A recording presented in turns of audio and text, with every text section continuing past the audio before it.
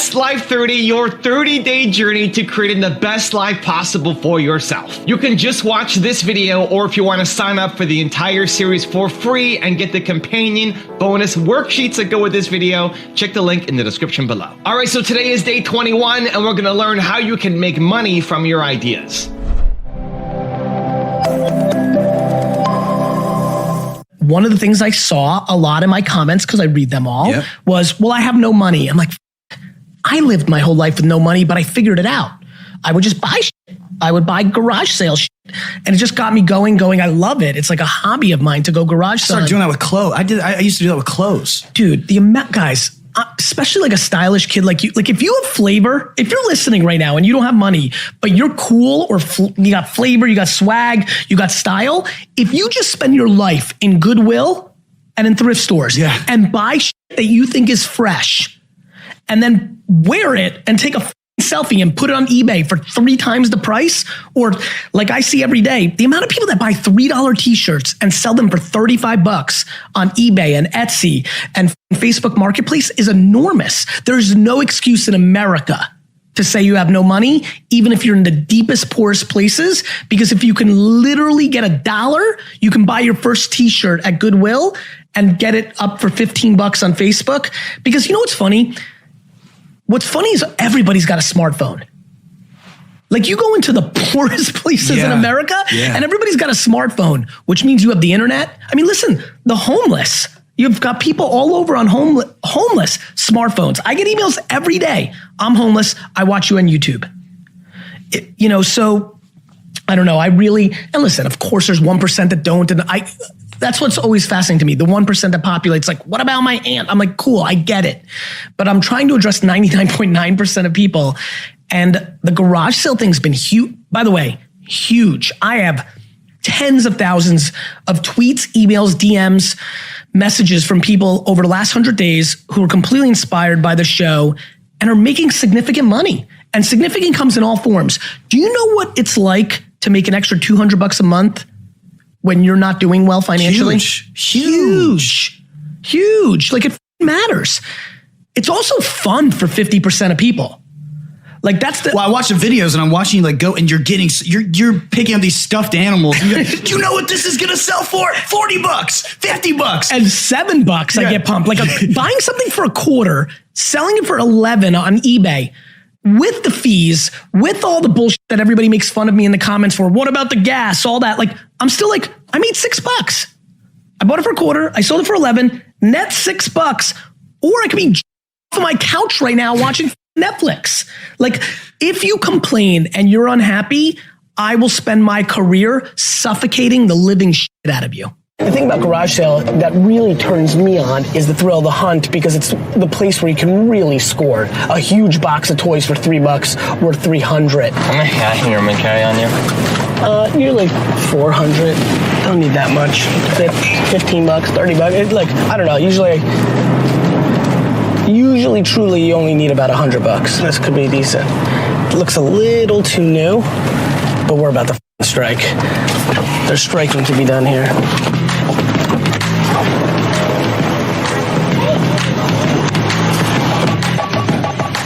How much are the stuffed animals? 50 cents. Good. SpongeBob, maybe? Oh, yes. Sam's got color. Winnie the Pooh kind of got color.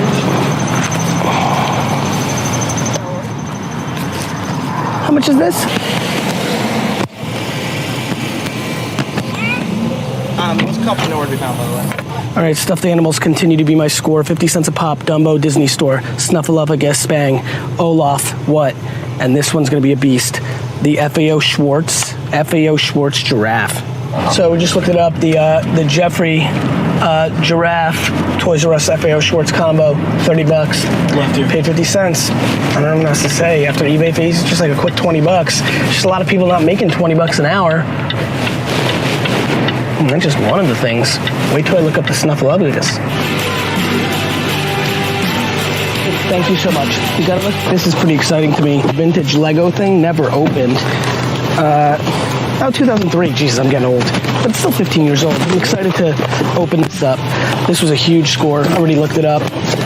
paid $3. They wanted $5, paid $3 for these Spider-Man skates in package. Never opened as well, or opened. Pretty excited about it.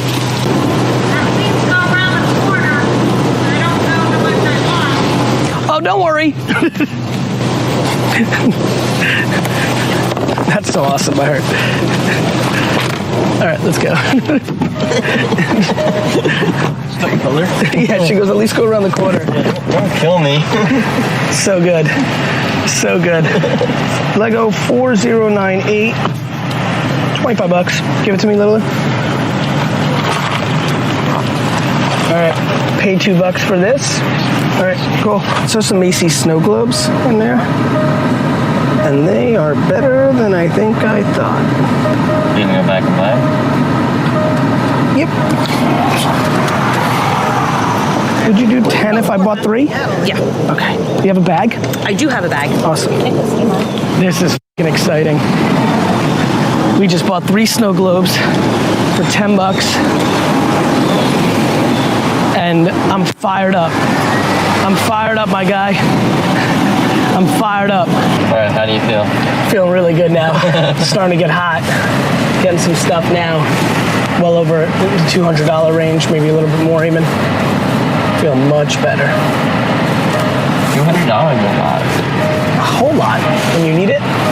And like, it's probably more, we'll see. What? It says 2. Would you take $1 for this? Sure. Thanks. All right, picked up this scary bear for $1 called For Real from Tiger 2004. Let's see what it's worth. $20 all day. Big score. All day, $20. Get shot, dude. Who, me? Because I get more excited about this than like anything. to get an angle. Oh, I can't better. Just picked up 2 jerseys for $2 a piece. Kevin Durant, Seattle Supersonics jersey, pretty rare, $2. Garnett, really nice one actually, stitched, Celtics, $2 each. We'll say $64 for the Durant. I mean, Paid $2. paid $2. You saw there was a little bit of like shitty stains on it. I can clean that off. Just crazy. If I was really doing this, Turn right to stay on I'd make Passaic Avenue. $1,000 a week, easy. And if you like, on just Saturday, Yeah. just working Saturday. Yeah, I get that. So, I mean, I genuinely think Goodwill, eBay, buying bulk on eBay, selling on Amazon, like, I just think this is the $100,000 a year thing for so many people making $30,000 to $60,000 a year.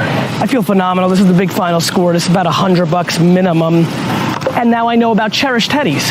Now I'm a Cherish Teddies player. And every time you become more of a player of a new thing, look, this is very simple. Spent 40, 50, 20, $40, $50 easily now into the $500 or $600 range of resale. I just wish so many of you would do this. It's $400, $500, $600 every weekend. It's now 11:47, so we're 4 hours in. Little gas money, I get it, but like net $200, $300, $400 every weekend. And if you don't want to be like tedious because now you got to post and all this, cool, just throw up this huge collection of Cherish Teddies, $80, boom, quick little, $60 here. It adds up when you got groceries, when you got bills, when you got college loans, when you got rent, people sitting around dwelling. 85, 90% of this country working, minimum wages, low incomes. It just matters.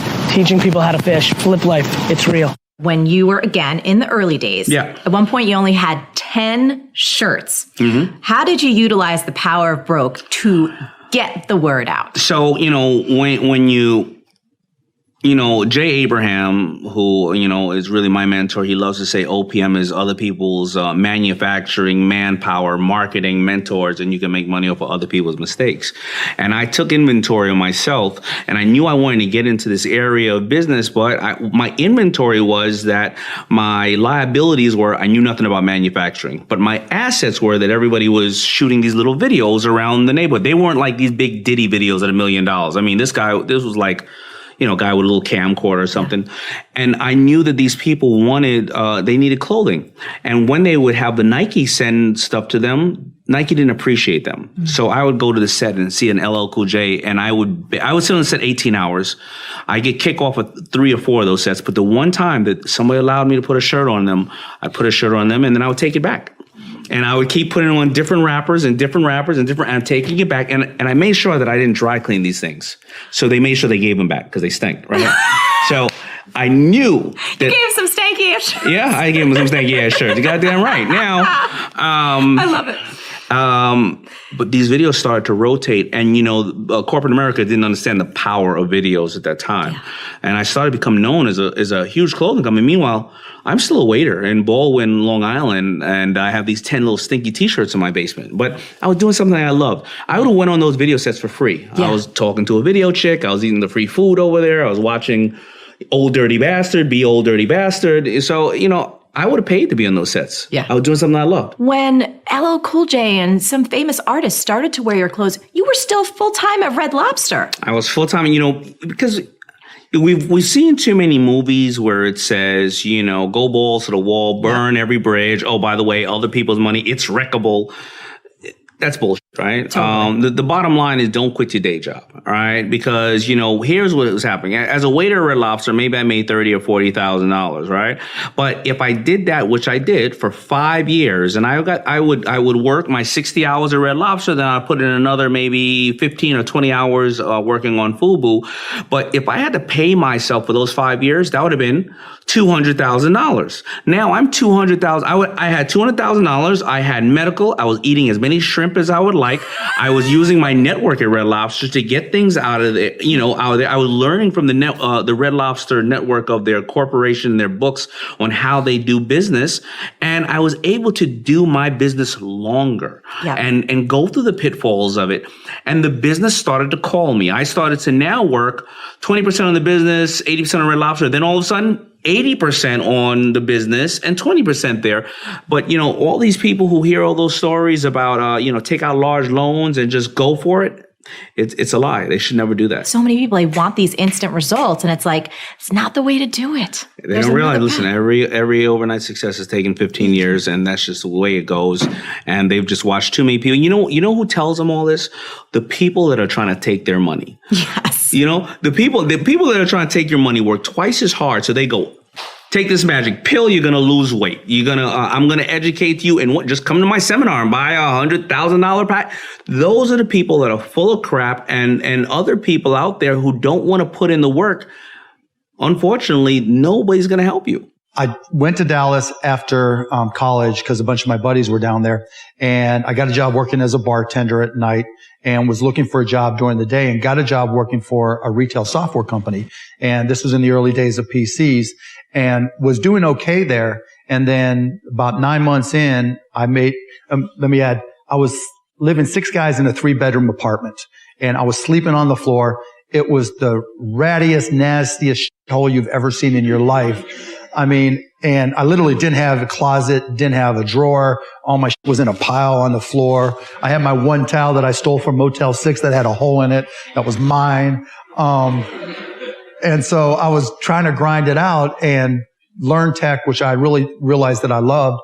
And I one day I called up my boss, a guy named Michael Humecki, Humecki. And I said, Michael, I've got this deal I'm going to close. Now it's $1,500 commission to me, which meant I can move out of the show. And so I said, now one of my responsibilities was to open up the retail store, make sure the door was open, the floors were clean and all that kind of stuff. I said, look, I've got this big deal. I want to close it. And he said, no, you need to be at the store. I'm like, I got someone to watch. He goes, no, you need to be at the store. So I made the executive decision that if I went and picked up a $15,000 check for this company, Your Business Software, he would see the light and all would be good. And I'd have my $1,500 commission. Fired my ass. Seriously, Michael Humecki. And so, I'm assuming you've spoken to him since then. Or one time, literally after Broadcast.com went public, he sent me a letter asking if I would invest in his company. You should bring him on Shark Tank. Anyway, so that was the only time I've talked to Michael Humecki. And so he fired me. And so there I was, still in this hole with my one Motel 6 towel, and no bedrooms. And so it was then that we started Micro Solutions, and I had no money. And so I went to this company called Architectural Lighting, and I said, look, I got nothing, but I know you want this time and billing software. If you front me the $500, I'm going to start this company, and I promise you that I'll make it work. And if I can't make it work, I'll walk your dog, I'll wash, your car, I'll do whatever to make it up to you. Just trust me and give me the shot. They did. I took that $500, spent $250 on the software, got that to work really fast, and then asked for referrals and built this company that then went on to become one of the first companies that did local area network. This was the early 80s, and then went wide area networks. And as you said, we sold it to CompuServe. And along the way, I kept on reinvesting. And one day I went to the ATM and I had all zeros, which was not fun. But like you said, we ended up building it. We had $36 million revenue run rate and sold it to CompuServe, which was part of H&R Block. And, all was in alignment again. And it wasn't like I started it thinking, okay, if I fail, I don't care. It was purely out of necessity. I didn't know what else to do. There's a design conference coming to San Francisco, and there's not a single place to stay in the city. And I'm looking around the apartment, seeing all the space in our living room, thinking, wait, there's all this extra space. What if we took an airbed out of the closet, we blew it up on the floor, and we hosted guests who needed a place to stay? I called Brian and said, Brian, we're going to throw airbeds on the floor. We're going to host guests this weekend. We launched just in time for South by Southwest. And we had about 10 people list their place in Austin and a total of 2 reservations, one of which was Brian. So we were not met with success. It did not take off like a rocket ship. In fact, I would call it a miserable failure at that point. Well, we actually had 20 introductions to investors throughout Silicon Valley. 10 of those people replied to our email. 5 of them met us for coffee.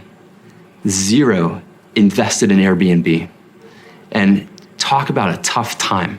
You've got some of the smartest people in the world. They've picked some of the most well-known companies that we all love and use today, from Google's and PayPal's and YouTube's. And here they are telling us that our idea is crazy, that it's not going to scale, that people aren't going to stay in people's homes around the world. Kind of the world thought we were crazy. It was late one night in the kitchen. Brian and I are trying to keep our spirits up, and we're brainstorming crazy ideas like, what if we provided breakfast to go along with the airbeds of Airbed and Breakfast? It's the middle and the height of the political conventions and campaigns. So we thought, well, let's make them politically themed. We'll call one Obama O's The Breakfast of Change. We'll call the other Cat McCain's Maverick in Every Bite. One thing led to the other. We ended up making cereal boxes and selling them online for $40 a box. We ended up making $20,000 on breakfast cereal. So, little known fact, the Obamas not only got us to 0, like that's something to be proud of, we got it to 0, but we then got introduced to Paul Graham. Phone rings. It's Paul Graham. He's calling to tell us that we've been accepted to Y Combinator. And so what we later found out is that the reason that Paul let us in wasn't because he thought our idea was amazing. He actually thought it was kind of weird. He let us in because he saw that with the breakfast cereal, we could figure out how to do anything. And that's how we got into Y Combinator. It's our very first office hours with Paul Graham. He's looking at Brian, Nate, and I, and he goes, so where's your market? And we kind of look at each other and we're like thinking to ourselves, we don't really have a market. No one's using our service. But there are some people in New York who are renting out their homes. And Paul goes, so your customers are in New York City and you're here in Mountain View. Go to New York City. We pull up the 20 hosts and search results and we realize something, that the photography, the images of their listings are actually not very good. So we kind of have this realization, we can solve that problem. We know how to take a good photo, but it's not scalable. That's the thing, is that up until this point, we had tried to solve problems in a scalable way, which I think I would call like some of the mythology of Silicon Valley, is that you have to solve problems in a scalable way. That one line of code has to meet the needs of hundreds, tens of thousands, or hundreds of thousands, or maybe millions of people. So Paul Graham comes along and basically gives us this message, which was the single greatest piece of advice we ever got. Go meet your people. Do things that don't scale. It'll teach you. You'll learn from it. So we fly to New York that weekend. We rent a camera with a wide-angle lens, and we go from door to door throughout Manhattan and Brooklyn.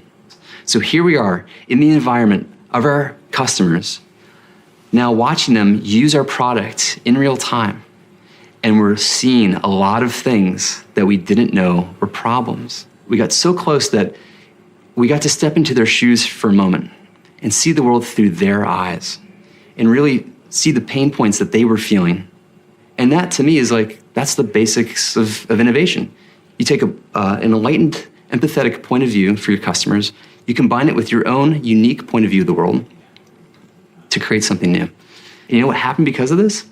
They started using the word love in the same sentence as Airbnb. They started telling their neighbors, their friends, their family members, their coworkers. And so two things started to happen simultaneously. The amount of choice started to go up, and the quality of that choice went up as well. And when a new host came to the site, they said, oh, well, I guess I need to have really nice photos to be in the part of this marketplace. And we started to see the number of reservations go up. For any entrepreneur out there, like, you can't take no for an answer. You know, we had really smart, credible people telling us no. And had we listened to them, there might not be Airbnb today. When I first met Warren back in 1959, I recognized immediately that he was a very intelligent person. For the last 4 or 5 years, the stock market has been booming along and presumably forecasting better business, which has really not materialized. So maybe the stock market is really correcting a previous incorrect forecast this time rather than making a new correct one. He made a lot of money buying thinly traded securities that were incredibly cheap statistically. Warren was at that time dealing with small companies, and his investments often were to buy a company that you could figure was a discarded cigar butt, but it had one more smoke in it. And he wanted to buy at the right time to be able to benefit from the one smoke. The first partnership started with $105,100. I put up the 100 and the other people put up the 105,000. And then at the start of 1962, I moved to Kiewit Plaza. And by the time I moved to Kiewit Plaza, we had $7 million invested, and a fair amount was profits. I was then renting a house. I never owned a house to that point. And then 2 years later, I bought the house I live in today in 1958. People often think, you know, well, Warren Buffett was this famous rich guy. He was not famous and he wasn't rich when we were growing up. What I saw first and foremost, day in and day out, was consistency. Every day we'd hear the garage door close in the house. And then, like clockwork, my dad would come in the door, I'm home, and we'd all eat dinner together, which I think surprises a lot of people. You were a frustrated consumer. I was. And you decided to try to solve a problem. What was the problem you were trying to solve? Well, I couldn't figure out what to wear under white pants. And I was a frustrated consumer. The undergarment options at the time were not great, right? We had underwear that left a panty line, girdles that were really thick and uncomfortable, and then they invented the thong, which just put underwear exactly where we had been trying to get it out of. So I was like, yeah, no. And listen, at the time that I invented Spanx, and for the guys in the audience or some of the ladies who don't know what Spanx is, it's just, I invented an undergarment that filled the gap between traditional underwear and those heavy-duty shapers. And I was interested in giving women a smooth canvas. Like, I love clothes, I love, you know, to be able to wear them, but just like a painter, if you don't have the right canvas, it affects the whole painting. And the options weren't great, and they could be seen, they left lines, they left bulges. So that's what caused me to invent the first product, which was the first ever Spanx, the footless pantyhose. I actually really manifested the idea. So, you know, it's like everyone's always like, how did you take an idea and then start a business? Well, it's how did you even come up with the idea? You know, I was in search of my idea. And at the time, my life was not great. I was selling fax machines door to door. I was living with my mom. I was like 25 years old.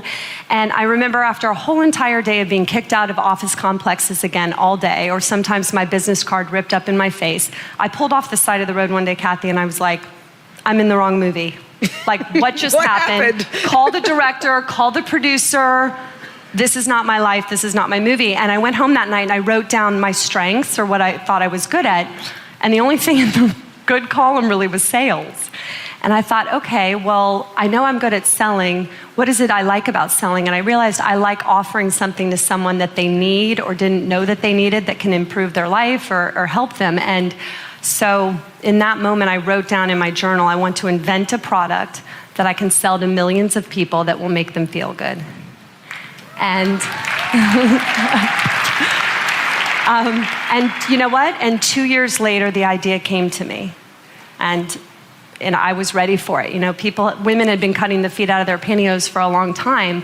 And I only did it one time, but I had already asked the universe for my idea. And I said, when it comes, I will not squander it, and I will take it and run with it. I called Neiman Marcus around the corner of my apartment in Atlanta, and I said, hi, this is Sarah. I've got a product I want to come show you. And the lady kind of laughed and said, well, we have a buying office, and that's in Dallas. I said, oh, okay. So I hung up and I called the buyer. And from my cold calling days, I knew I'm not going to leave a message. I'm going to keep calling until this woman answers the phone. So the second she answered the phone, I took a very deep breath. I was so scared. And I said, hi, this is Sarah Blakely. And I've invented something that's going to completely change the way all of your customers wear clothes. And I'll fly to see you if you'll give me 5 minutes. And she just kind of took a pause. And she goes, well, where do you live?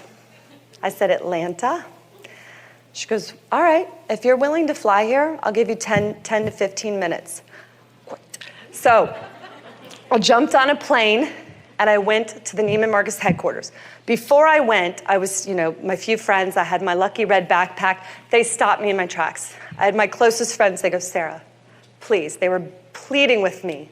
Please don't bring that red backpack to the Neiman Marcus headquarters.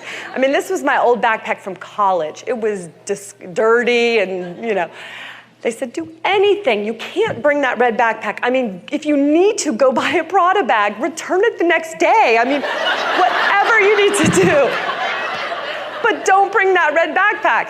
Well, I took a very deep breath. I said, you know what? This is my good luck charm. I got to bring it. So there off I went with the Ziploc bag in the backpack, the color copy of the packaging. I went to the Neiman Marcus headquarters. I'm sitting in front of this buyer that was the most impeccably dressed woman I'd ever seen in my life. I mean, even her pen matched her outfit. I was just... And I was shaking. I had my red backpack on the floor, and I started going into my spiel, and I knew I wasn't really making a ton of sense, and so halfway through it, I go, you know what? You just have to come with me to the bathroom. She's like, excuse me? I go, I know, it's a little weird, but just please come with me to the bathroom. I'm gonna do my own before and after for you, and then you'll get it. So we walk down the hallway, in total silence. I'm like, I can't believe this. I go into the stall, I have on the white pants that caused me to invent it. I come out with the Spanx on. I turn around, I had just shown her what it looked like without the Spanx on, and she took a step back and she goes, I get it. And then she goes, it's brilliant. And then she said, I'm gonna give you a shot. I'm gonna put you in 7 stores. But I cold called Neiman's, Saks, Nordstrom, Bloomingdale's, QVC. I was out on the road. And I think a lot of entrepreneurs make the mistake. They think once you get the order, you're golden. And that couldn't be any farther from the truth. Once you get the order, that's when the real work starts. I was absolutely determined to ensure my own success. And I think that's what it takes. I didn't want my success to be contingent on anyone else having to sell this.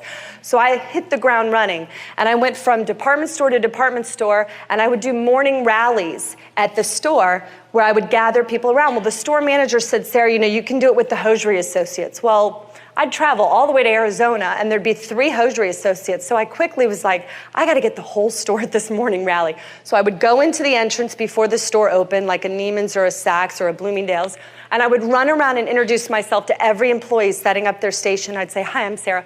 And I would try to convince them that it would be worth their time to come see my morning meeting. And I got everybody there. I had taken the Oprah clip and a little bit of local press I'd received and put it on a video and did that in my morning rally. And it was such an important thing that I was doing. I inadvertently was building a sales force that wasn't on my payroll. And they all across the country became my biggest advocates for the product and started selling it on behalf of Spanx and me. Everybody is chasing the next thing, the next big thing, the next shiny object. When what I do or what my students do is we are using the oldest ways to make money. See, most people, they're looking at it, yet they're stepping over dollars to pick up dimes. What I'm talking about? I'm talking about the good old telephone. That's right, the good old phone. Simple tool to make $100 a day. Let me share my business model with you, my formula with you. The very same formula that I teach all my students across the world. The high ticket closing methodology. Here's how it's gonna work. Imagine this. There are companies out there. Nowadays, it costs more than ever to acquire customers. So most companies, you notice there's advertising is costing more money than ever because it's more competitive than ever in the marketplace. So a lot of companies, when they are selling any kind of product, most product under $200, most of the time, those are what I call the initial product, that they are using those products in the marketplace.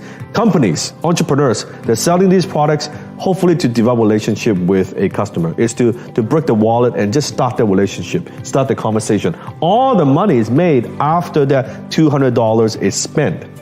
When they realize, hey, you know what, once my customer trusts our brand, trusts our company, now we can follow up with them and offer them other products and services that are at the $2,000, $3,000, $5,000, $10,000, $20,000, $25,000 or more. That's where the money is made. Here's the problem.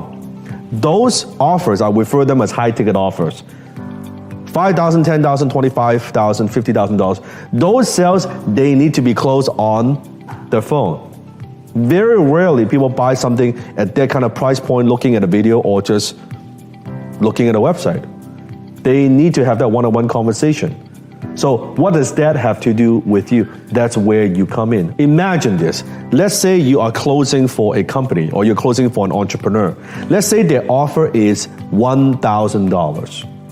And if you're a good closer, you have good closing skill, they are willing to pay you $100, which is 10% of the sale, 10% commission. That's $100. So I want you to think about it.